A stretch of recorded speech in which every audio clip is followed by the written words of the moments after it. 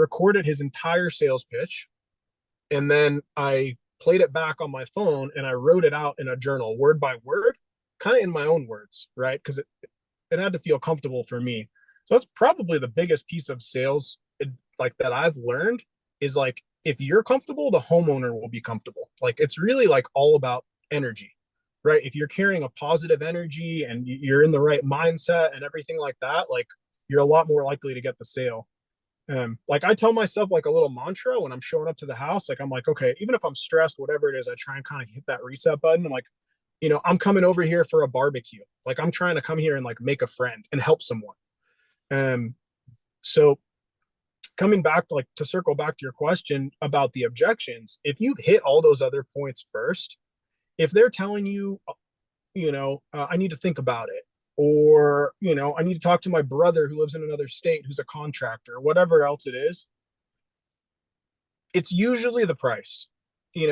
Especially like depending on culturally, like kind of who you're dealing with. But like here in the United States, like people aren't really comfortable negotiating. So what you kind of have to do is circle them back to negotiate with them and kind of explain what we're looking at and why, right? And kind of reaffirm those things. Okay, you're comfortable with me, you're comfortable with the company, and you like the roofing system. Is there anything that you'd be willing to compromise? Is there anything that I showed you that's maybe overkill? I definitely don't want to price myself out. And then just kind of if they feel comfortable and they feel really good about the process, that's really what sells it. You know, there's some people who just kind of have like a knack for influencing.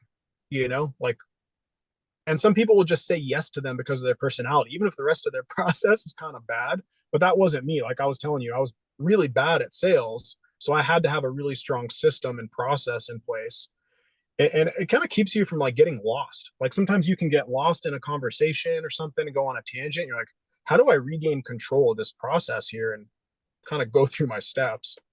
And I think I Yeah, think I touched on what you're asking, right? Yeah. absolutely. That's amazing. That crushed it. Yeah, that's really good. I wish I could take that advice and just like send that back to my old self doing door to door. Like it would have helped Yeah. me. Yeah. Door to door is so hard because like, especially a lot of areas, they get a lot of people knocking on the door. Like you get so much negativity, Yeah. like people slamming in the door in your face, yelling at you. I mean, it's really hard not to internalize that. I don't personally, knock on a lot of doors. Like I'll introduce myself to some neighbors if we have a job in progress. But I have a couple, team members that's their whole job is going out and knocking on doors. And it's brutal. I mean, it's very, very difficult. Yeah. It takes a certain amount of mental strength and fortitude to be able to take that no and that rejection essentially and hit the reset button and be positive with the next homeowner.